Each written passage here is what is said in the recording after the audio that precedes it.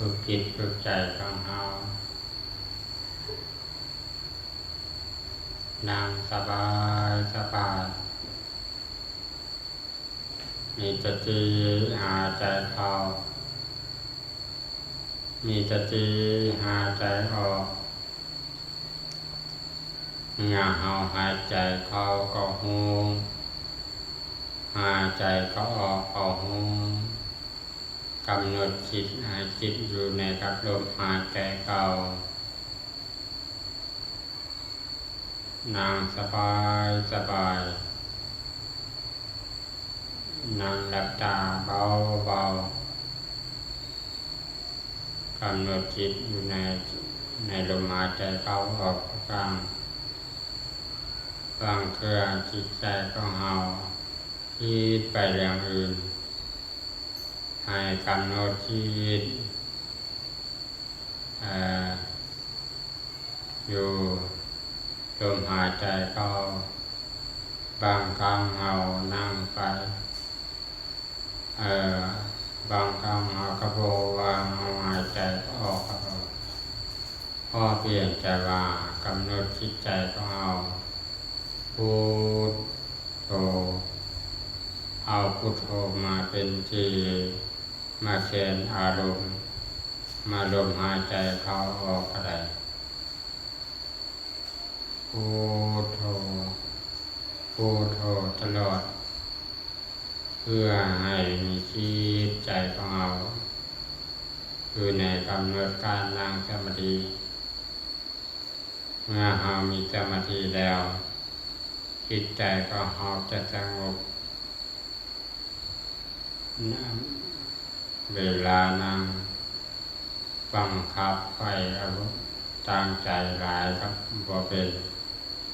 บ่ตั้งใจครับบ่เป็นพอเพียงนั่งหลับตาอยู่ในใจกลางคืออุเบกขาบ่ทุกข์บ่สุขมีจิตใจ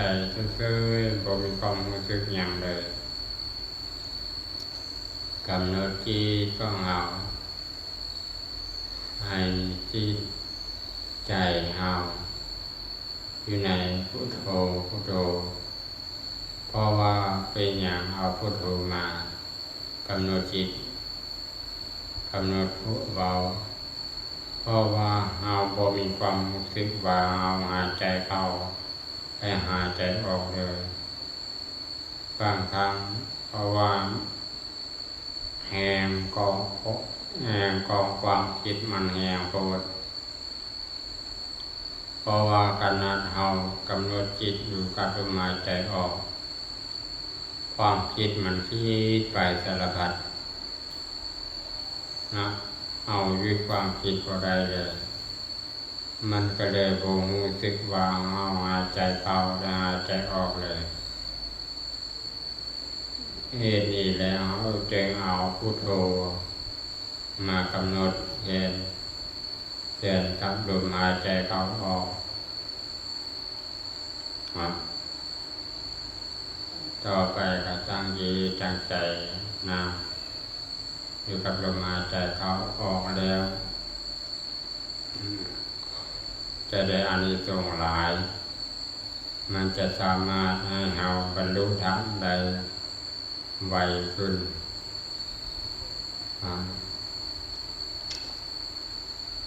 อันเราจะมีบรรลุธรรมไวก็ย้อนว่ามีเหตุ3อย่าง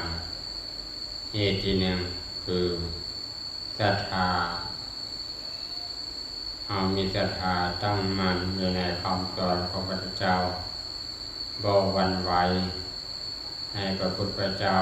บ่หวั่นไหวในพระธรรมบ่หวั่นไหวในพระสงฆ์ศีลอันที่ดีงามของพระอริยเจ้า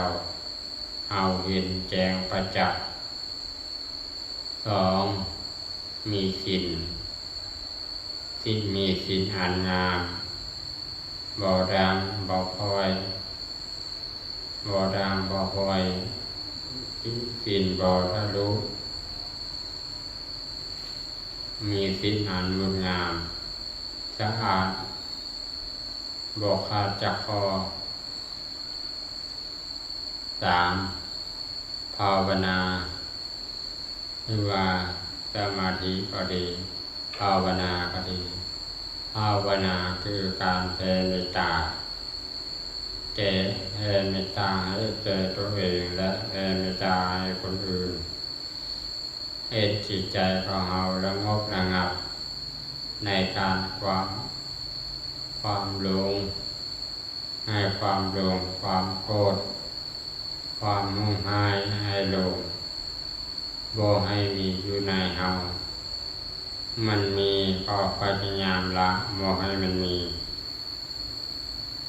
คันละบ่ได้ก็พยายามละทีละน้อยพยายามปิดหูปิดตาเพื่อบ่สนใจในคำด่าคำหมายของคนอื่นก็เลยเอาก็มีใจอันสงบต่อไปก็ตั้งใจนั่ง